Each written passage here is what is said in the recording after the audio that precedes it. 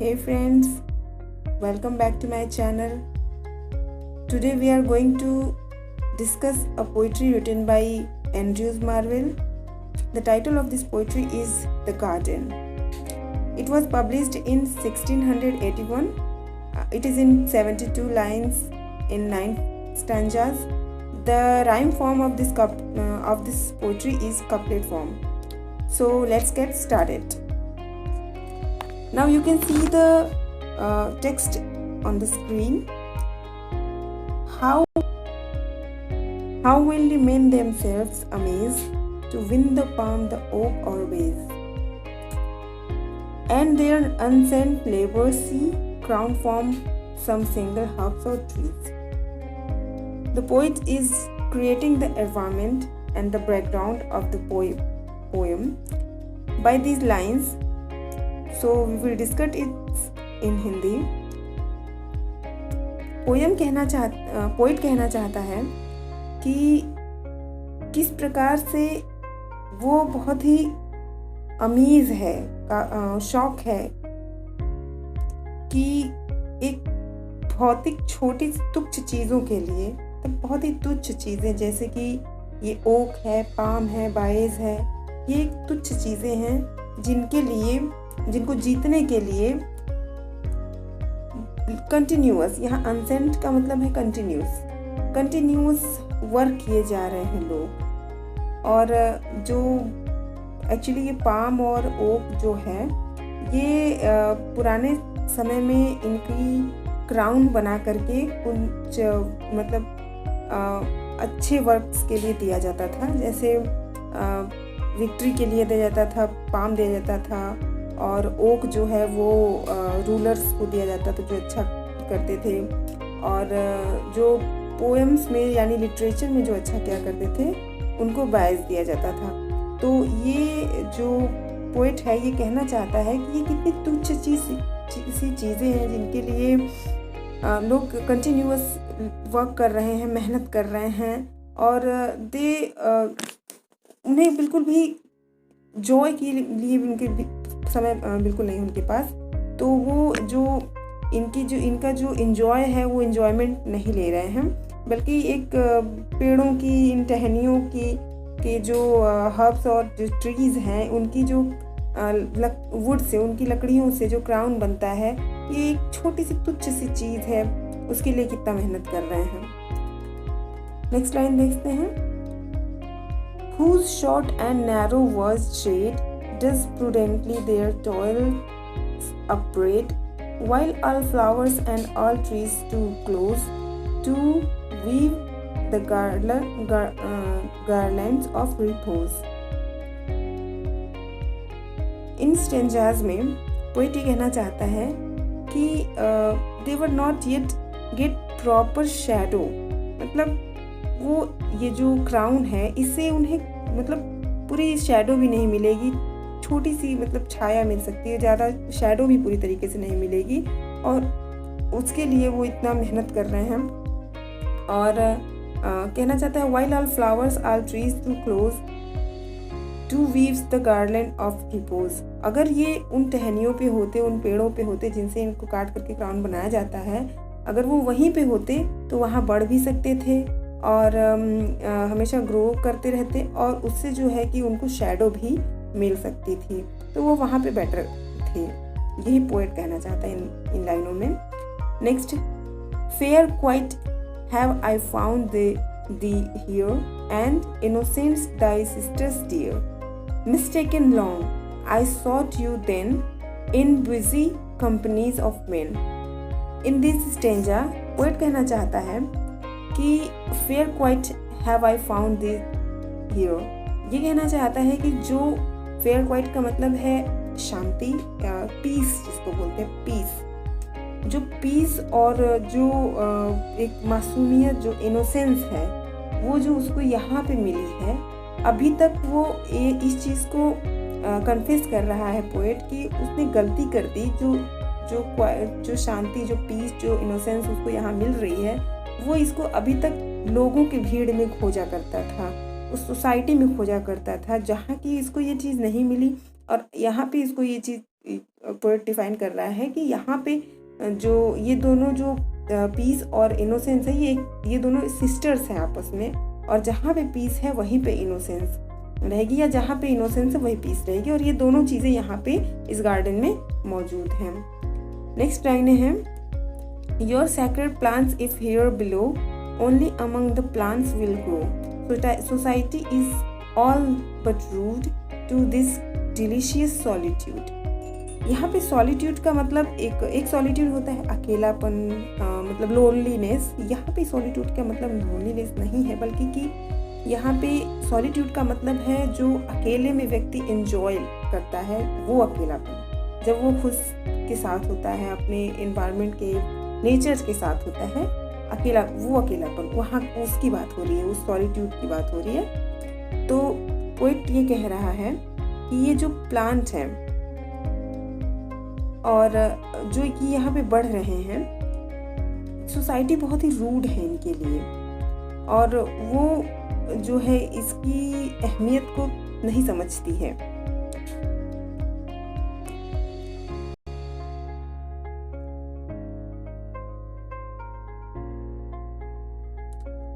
Fair quite have I found thee here, and innocence they sisters dear, mistaken long I sought you then in busy companies of men, your sacred plants if here below only among the plants will grow, society is all but rude to this delicious solitude। जो poet है वो यहाँ पे ये कहना चाहता है कि फेयर क्वाइट, यहाँ पे फेयर क्वाइट का मतलब है शांति, पीस से,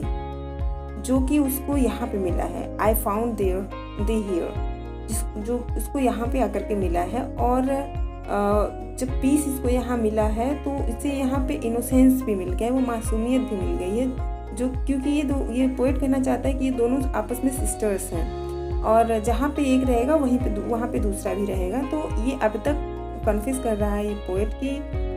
अब तक उसने गलती कर दी कि वो इस पीस को और इस इनोसेंस को बिजी लोगों में ढूंढ रहा था, लोगों की भीड़ में ढूंढ रहा था, और लोगों की सोसाइटी में ढूंढ रहा था, जबकि जो ये सोसाइटी है ये प्लांट्स के प्रति और इस डिलीशियस जो सॉलिट्यूड है, जो एक अकेलापन का जो एंजॉयमेंट है, उसको ये रूट सोसाइटी समझ नहीं सकती है, तो ये रूट सोसाइटी उसको नहीं जानती है। तो ये कहना चाहता है। नाउ नेक्स्ट लाइन देखते हैं। No white not red was ever seen, so amorous as this lovely green, fond lovers cruel as their flame, cut in these trees their mistress name। यहाँ पे पोएट जो कह रहा है वो ये कहना चाहता है कि ना ही वाइट में वो शांति है, ना ही रेड में वो पैशन है। जो यहाँ पे कलर्स से वो कंपैरिजन कर रहा है कि ना ही वाइट में वो शांति है, ना ही रेड में वो पैशन है। जो शांति और पैशन मुझे ये ग्रीन में दिखाई दे रहा है, यानी कि पोएट को इस एमरस ग्रीन कलर में जो शांति और जो पैशन दिखाई दे रहा है, वो उसे रेड और वाइट में नहीं दिखाई देता। Fond lovers cruel as their flame, जैसे आग बहुत ही जालिम होती है, बहुत ही मतलब बहुत तेज़ होती है, और जो भी चीज़ आग के फ्लेम में आता है, उसे कांटेक्ट में आता है, उसको वो जला के राख कर देती है, ख़राब कर देती है, बर्बाद कर देती है। तो ये कहना चाहता है पोएट कि जो लवर्स है वो उसे भी सेम समझता है, उसे लगता है कि लवर्स भी जो हैं वो एक आग की तरह हैं और वो हर चीज़ को बर्बाद कर देते हैं। Cut in these trees their mistress name, वो कहना चाहता है पोएट कि जो लवर्स होते हैं वो किस तरीके से पेड़ों की छालों को काट करके, किसी भी मेटल से काट करके उस पर अपनी मिस्ट्रेस का नाम लिखते हैं, अपने लवर का नाम लिखते हैं। तो पोएट ये कहना चाहता है कि वो किस प्रकार क्रूएल हैं और उस पेड़ की मतलब खूबसूरती को बर्बाद कर रहे हैं। Little alas they know or heed or far this beauties her exceed, fair trees where seas your barked as I wound, no name shall but your own be found। Poet यहाँ पे ये कहना चाहता है little alas they know or heal, ये कहना चाहता है पोइट कि यहाँ पे जो वो नाम लिखते हैं ट्रीज पे, जो लवर्स नाम लिखते हैं, वो ये नहीं जानते, वो इसकी खूबसूरती को बर्बाद कर रहे हैं, जबकि उन्हें पता नहीं है कि उनकी जो बिलव्ड है, जो उनकी मिस्ट्रेस है, उससे कहीं ज़्यादा खूबसूरत ये जो ट्रीज़ हैं, जो ये हर्ब्स हैं, वो उससे कहीं ज़्यादा खूबसूरत हैं। और ये जो पोइट है वो ये भी कहना चाहता है, आई फाउंड, यहाँ पे fair trees wheresoe'er your barks I found, no name shall but your own be found. यहाँ पे वो माफ़ी मांगना चाहता है उन पेड़ों से। जब भी वो कहना चाहता है कि जब भी मैं देखता हूँ तुम्हारे इन छालों पे, बाग्स में छाल होता है, इन छालों पे जब भी मैं देखता हूँ कि ये नाम लिखे होते हैं, इनको ख़राब किया हुआ, लवर्स इसको ख़राब कर दिए हैं, तो मुझे बहुत ही दुख होता है और मुझे बहुत शर्म आती है। मैं माफ़ी मांगना चाहता हूँ उसके लिए, क्योंकि ये जो तुम्हारे छालों पे जो घाव वो देते हैं जब, और अपने मिस्ट्रेस का नाम लिखते हैं, जबकि तुम्हारा खुद का अपना एक नाम है, फिर भी वो तुम्हारे ऊपर वो नाम लिखते हैं, उसके लिए मैं माफ़ी चाहता हूँ। When we have run our passion heat, love higher makes his best retreat.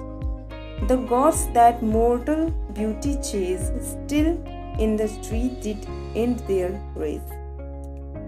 इन लाइनों में पोएट जो है वो ये कहना चाहता है कि किस प्रकार जब पैशन हीट का मतलब होता है कि एक प्रकार से जो सेक्सुअल डिज़ायर है, इच्छाएं हैं लोगों की, और जो उनके अंदर जो पैशन को लेकर के जो गर्मी है वो जब निकल जाता है। कहने का मतलब है कि एक टाइम आता है जब लोग प्यार करते हैं, जो लवर्स होते हैं वो प्यार करते हैं, प्यार करने के बाद साथ में रहते हैं और रहते रहते बोर हो जाते हैं, फिर आपने देखा बाद में झगड़े होने लगते हैं। तो ये जो चीज़ें होती हैं, जब रहते रहते आपस में बोर हो जाते हैं या एक दूसरे को इंजॉय कर लेते हैं, एक दूसरे को से फिर बोर हो जाते हैं, बाद में जब उनका पैशन जो है वो चरम सीमा में पहुंच के ख़त्म हो जाता है, तो जो लवर्स होते हैं वो बाद में फिर इसी नेचर के ही पास आते हैं, गार्डन में ही आते हैं, और यहाँ पे ही आकर उनको फिर से वो इंजॉयमेंट मिलती है। Love hither makes his best retreat. Next line में कह रहे हैं कि gods the gods that mortal beauty chase. जब गॉड्स को भी मॉर्टल ब्यूटी की तलाश हुई, जब वो भी मॉर्टल ब्यूटी के लिए खोज में निकले, तो वो भी जो गॉड है वो भी still in this did in this race, और वो भी यहाँ इस गार्डन में आकर इस नेचर में आकर ही उनकी जो ये रेस है, जो उनका ये जो खोज है वो ख़त्म हुआ। अब यहाँ पे एक टर्म है गॉड्स। ये गॉड्स जो है, इसमें दो तरह की मीनिंग्स निकलती हैं। एक तो ये गॉड जो देवता होते हैं उनकी बात कर रहे हैं, दूसरा ये गॉड जो है ये खुद पोएट ने पोएट्स के लिए ही यूज़ किया है। जो जिस तरह के पोएट्स होते हैं वो बहुत तरीके की ब्यूटी ढूंढते हैं, कभी मतलब किसी विमेन में ढूंढते हैं, मिस्ट्रेस में ढूंढते हैं, या फिर कभी अदर जो फिजिकल चीज़ें होती हैं वर्ल्ड में और दुनिया में, उन चीज़ों में ढूंढते हैं कि जिन चीज़ों को की ब्यूटी की ये तारीफ़ करते हैं। लेकिन लास्ट में जब ये जो पोएट्स होते हैं, जब ये इसमें आते हैं, आपके गार्डन में आते हैं और नेचुरल ब्यूटी को जब वो देखते हैं, तो उन्हें लगता है कि ये जो ब्यूटी, रियल ब्यूटी होती है वो यहीं पे होती है, और जो रियल एन्जॉयमेंट है वो यहीं पे आकर मिलती है, जो पीस है वो यहीं पे आकर मिलती है। तो उनका जो रेस है सब चीज़ों को लेकर के, सारी ब्यूटीज़ को लेकर जो मोटल ब्यूटी वो ढूंढते हैं, वो यहीं पे आकर के ख़त्म हो जाती है। नेक्स्ट लाइन देखते हैं। नेक्स्ट लाइन है, Apollo hunted Daphne so only that she might laurel grow, and Pan did after Syrinx speak, not as a nymph but for reed. यहाँ पे जो पोएट है वो ये कह रहा है कि जब अपोलो, एक्चुअली एक पिछले मतलब पास्ट में एक घटना हुई थी, जब अपोलो एक डॉफनी थी जिसके पीछे वो उसको चेज कर रहा था, उसके पीछे भाग रहा था, और डॉफनी जो है वो एक लॉरेल ट्री में बदल गई थी, और इसी तरीके से जो पैन था वो साइरिंग्स का को चेज कर रहा था और वो आकर के रीड में बदल गई थी। तो यहाँ पे ये कहना चाहता है कि जब अपोलो भी डॉफनी के पीछे भागा तो वो भी इसी ब्यूटी में आकर के ख़त्म हो गई थी, और जब पैन आया भाग रहा था सिरिंक्स के पीछे, तो वो भी इसी ब्यूटी में आकर के एक लीड बन गई थी और इसी ब्यूटी में आकर के डिसॉल्व हो गई थी। What wondrous life in this I lead, ripe apples drop about my head, the delicious cluster of this wine, open my mouth, do crush their wine। और पोइट जो है वो बहुत ही अमेज है और बहुत ही अपनी खुशी जाहिर करना चाहता है इन लाइनों में, और वो कहना चाहता है कि what wondrous life in this I lead, और कितनी खूबसूरत और कितनी अमेजिंग लाइफ है जो मैं यहाँ पे जी रहा हूँ कि ripe apples drop about my head, जो पके हुए जो एप्पल्स हैं वो पोएट के सिर पे किस प्रकार से गिर रहे हैं, और जो उनका लसियस क्लस्टर ऑफ वाइन है, जो उनकी जूस है जो बहुत ही स्वादिष्ट है, वो किस प्रकार से उनकी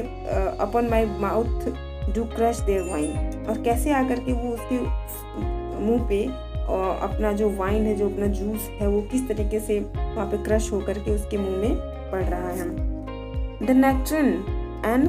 curious peach into my hands themselves do reach, stumbling on melons as I pass, insert with flowers I fall on grass। और इन लाइनों में पोएट्स कहना चाहता है नेक्ट्रम जो है एक पीच का ही एक तरीके का एक अलग प्रकार का मतलब स्पेस वो है, क्या बोल सकते, ब्रीड है जो पीच का ही है, तो ये और बहुत ही रेयर ब्रीड है। तो ये कहना चाहता है पोएट कि जो नेक्ट्रम है वो भी कितनी इजीली यहाँ पे अवेलेबल है, और जो पीच का जो प्रकार है, और कितना इजी है यहाँ पे वो मेरे हाथों तक पहुँच रहा है, इतना यहाँ पे भरमार है उसकी और वो मेरे हाथों तक पहुँच रहा है। और इतनी सारे यहाँ पे मेलन्स हैं जिनसे कि मैं जब गुजरता हूँ तो मैं उनसे टक्कर खा करके उनसे ज़मीन पे गिर पड़ता हूँ, और जब मैं गिरता हूँ तो जो फ्लावर्स हैं, जो ग्रास है, जब मैं फ्लावर्स होते हुए ग्रास पे आकर गिरता हूँ और वो भी किस प्रकार से मुझे प्लेजर दे रहे हैं, किस प्रकार से मुझे एंजॉयमेंट दे रहे हैं, वो इसकी बात यहाँ पे कर रहा है। नेक्स्ट है meanwhile the mind from pleasure less withdraw into happiness, the mind that ocean where each kind do straight its own resemblance find, yet it creates transcending these far other worlds and other seas। यहाँ पे जो poet है वो ये कहना चाहता है कि जो माइंड है वो प्लीजर के लिए, बहुत ही कम प्लीजर के लिए भी कितने प्रकार की अपनी एक वर्ल्ड अपना जो क्रिएट कर लेता है, अपनी एक दुनिया क्रिएट कर लेती है। जैसे कि the mind that ocean where each kind, जैसे ओशियन में बहुत प्रकार के प्राणी होते हैं, बहुत तरह की एक अलग ही दुनिया होती है ओशियन में, उस तरीके की एक अलग दुनिया माइंड अपने लिए क्रिएट कर लेता है और जैसा वो चाहता है वैसा क्रिएट कर सकता है। Do straight its own resemblance find, जो भी वो चाहता है वो उसको क्रिएट कर लेता है। Yet it creates transcending these far other worlds and other seas, और किस प्रकार से वो एक दूसरी दुनिया तक अपनी पहुंच बना लेता है, और किस प्रकार से वो कहाँ तक अपनी सोच है, अपनी जो थॉट्स है उसको ले जा सकता है, उसको उठा के ले जा सकता है, कहाँ तक कितने ऊपर तक पहुंचा सकता है, वो इस माइंड की वो अप्रिशिएट कर रहा है पोएट यहाँ पे। Inhaling all that's made to a green thought in a green shade, here at the fountain's sliding foot or at some fruit tree's mossy root, casting the body's waist aside, my soul into the bods does glide, there like a bird it sits and sings, then wets and comb its silver wings, and till prepared for longer flight, waves it is plumps the various light। यहाँ पे जो poet है वो ये कहना चाहता है कि किस प्रकार से जो मेरे एक जो ग्रीन शेड है और जो ये ग्रीनरी है चारों तरफ, ये जो हरी भरी चीज़ें हैं, इनको देख करके किस प्रकार से मुझे मतलब खुशी और आनंद मिल रही है। और जो ये फाउंटेन है जिसको मैं देख रहा हूँ, जिसका वाटर जो है जिस तरीके से इस फाउंटेन का वाटर स्लाइडिंग होकर के इसके पैरों में गिर रहा है, उस प्रकार से मुझे ऐसा लगता है कि जैसे कोई फ्रूट का पेड़ हो, कोई फ्रूट ट्री है, उसके जो मौजी रूट है, मौजी का मतलब यहाँ पे एक ग्रीन टाइप का चिकना सा वो होता है, ग्रास होता है जिसको काई बोलते हैं। तो ये उसकी बात कर रहा है कि किस प्रकार से उस फ्रूट की ट्रीज के जो रूट हैं उस पे वो काई लगी हुई है और वो बहुत ही फिसलन वाली है। तो ये कह रहा है कि मैं वहाँ पे उसके शैडो में हूँ, casting the bodies west side, और मैं उसके शैडो में लेटा हुआ हूँ, और मेरी जो आत्मा है, मेरा जो सोल है, my soul into the bough does glide, और मेरी जो आत्मा है वो खुशी से, वो जो जॉय है, जो आनंद है, जो प्लीजर है, उससे इतनी सराबोर हो गई है कि वो इस तरीके से मुझे एक चिड़िया बन के वो उड़ के जाके इन पेड़ों की डाल पे बैठ गई है। And then whets and comb its silver wings, और उसके बाद वो अपने पंखों को इस फाउंटेन की जो पानी है उससे भिगो करके जैसे बहुत ही आनंदित हो गई हो, और अपनी सिल्वर की जो विंग्स हैं, जो अपने जो पंख हैं, उसको किस प्रकार से वो झाड़ के जैसे कॉम्बिंग, चिड़िया कॉम्बिंग करती हो, उस तरीके से करके वो प्रिपेयर कर रही है खुद को एक लंबी फ्लाइट के लिए, एक लंबी उड़ान के लिए। यहाँ पे मतलब प्रिपेयर का मतलब है, यहाँ पे जो पोएट वो ये कहना चाहता है कि जो उसकी जो सोल है वो किस प्रकार से आनंदित हो करके एक बहुत लंबी उड़ान भरना चाहता है, या फिर वो एक जो कहते हैं भौतिक जो चीज़ें हैं इनको छोड़ के चले जाना चाहता है। लाइक यहाँ पे एक जो सॉलिट्यूड की बात की गई थी पिछले लाइन्स में, यहाँ पे ये भी कह रहा है कि किस प्रकार वो अकेले जैसे कि आनंद में व्यक्ति घूमने लगता है, उस तरीके से यहाँ पे वो चिड़िया बन के उसकी आत्मा जो है आनंदित होकर के एक लंबी फ्लाइट के लिए निकलने वाली है। वेस in its plums the various light, और वो उस प्रकाश तक पहुँचना चाहती है जो कि एक मतलब आनंदित कर देने वाला, एक प्लीजर देने वाला जो प्रकाश है, जो लाइट है जो आ रही है, उस तक पहुँचना चाहती है। नेक्स्ट लाइन है, सच was that happy garden state while man them walked without a mate after a place so pure and sweet, what other helps could yet he meet, but it was beyond a mortal's share to wander solitaire there to paradise. It were in one, two lives in paradise alone. यहाँ पे poet जो है वो ये कहना चाहता है कि किस प्रकार से ये जो गार्डन है, ये यहाँ पे ईव एंड जो बाइबल से में एक कहानी है ईव और आदाम्स की, उनकी स्टोरी यहाँ पे डिस्कस कर रहा है पोएट, और कह रहा है कि जब उस गार्डन में जो गार्डन था और जो ये पैराडाइज था, यहाँ का जब इसमें कोई मेट नहीं था, जो आदाम्स था उसका कोई मेट नहीं था, और वो दोनों जगहों को अकेले एंजॉय कर सकता था, और वो जब तक वहाँ पे कोई मेट उसका नहीं था तब तक किस प्रकार से वो गार्डन की सब कुछ चीज़ें कितनी प्योर थी, कितनी स्वीट, कितनी मीठी और कितनी प्योर थी, और वो सबका जो है आनंद ले सकता था, सबका प्लेजर ले सकता था। लेकिन जैसे ही वहाँ पर एक मेट आया और जब वो उसके मॉर्टल ब्यूटी में खो गया तो किस प्रकार से सब कुछ डिस्ट्रॉय हो गया। नेक्स्ट लाइन है, how will the skilful gardener drew of flowers and herbs this dial new, where from above the milder sun does thought a fragrant zodiac run, and as it works in industrial bees computes its time as well as we, how could such sweet and wholesome hours be recorded but with herbs and flowers। यहाँ पे जो poet है वो ये कहना चाहता है कि किस प्रकार से वो एडमायर कर रहा है उस गार्डनर को, यानी कि उस गॉड को जिसने इस नेचर को बनाया है, इस गार्डन को बनाया है, और वो कहना चाहता है कि इसकी जो गॉड है, जो गार्डनर है, जो इस गार्डन का गार्डनर है, उसको कितना स्किलफुल है वो, जिसने ये फ्लावर्स बनाए हैं, और इन फ्लावर्स से जो फ्रेगरेंट निकल रहे हैं वो किस प्रकार से ये एक डायल का काम करते हैं, एक टाइम काउंटर का काम करते हैं, क्लॉक का काम करते हैं, और वो जो सन है जिसकी जो किरणें हैं जो यहाँ पे पड़ रही हैं वो बहुत ही माइल्ड हो जाती हैं यहाँ पर आकर के, और जो ज़ोडिएक एक तरीके का फ्रेगरेंट की जो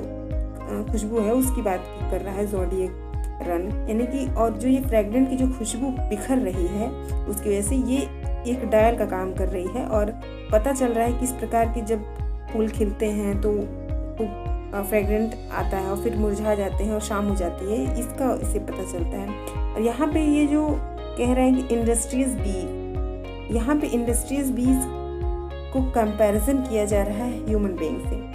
यानी कि जिस तरीके से बीज होते हैं वो अपने छत्ते को किस प्रकार से मेहनत से बनाते हैं और फ्लावर्स में जाकर कितनी मेहनत सब कुछ करते हैं, और इस टाइम जो हर्ब्स के जो फ्लावर्स के जो फ्रेगरेंट है उसी से उनको दिन का और टाइम का पता चलता है और वो अपने काम को उसी काउंट के हिसाब से करते हैं। और किस तरीके से वो अपने टाइम को काउंट करते हैं, जैसे कि हम करते हैं, जैसे कि इंसान करते हैं, वो अपने टाइम को, इंसान भी अपने टाइम को काउंट करते हैं। और किस प्रकार से इंसान अपने काम में दिन भर बिजी रहते हैं और टाइम देख करके, घड़ी देख करके अपने काम में लगे रहते हैं। तो इंडस्ट्रियस बीज को यहाँ पे कंपेयर किया गया है इंसानों से। लेकिन यहाँ पे पोएट जो लास्ट वाली लाइन कहता है बहुत ही खूबसूरत लाइन है, इसके आंसर को समझिए और मतलब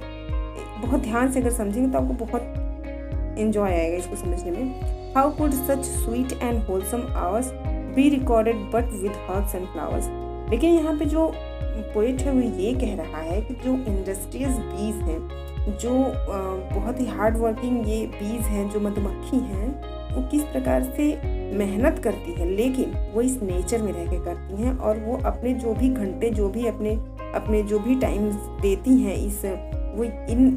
वो यहीं पे रिकॉर्ड होता है इन्हीं फ्लावर्स और इन्हीं हर्ब्स में, और वो उस प्लेजर को, वो जो रियल प्लेजर है, जो रियल ब्यूटी है, उसको अचीव करते हैं, जबकि इंसान ये नहीं करते हैं। तो यहाँ पे ये इंसानों से कंपैरिजन हो रहा है कि किस प्रकार से इंसान नहीं करते हैं। और ultimately poet says in this last line, he spent his joyous hours with these herbs and flowers and want to convey the message that it is real pleasure and peace or reward from nature, not the herb's crown, and love full of lust or joysense। यहाँ जो joysense है वो भी एक solitude की तरह ही use होता है, लेकिन जॉयसेंस का मतलब होता है जो फिजिकल प्लेजर होता है। जब आप इग्नू की बुक्स पढ़ेंगे तो उसमें आपको ये वर्ड मिल जाएगा और वहाँ पे बेटर आपको समझ में आएगा। सो फ्रेंड्स, ये मेरी आज की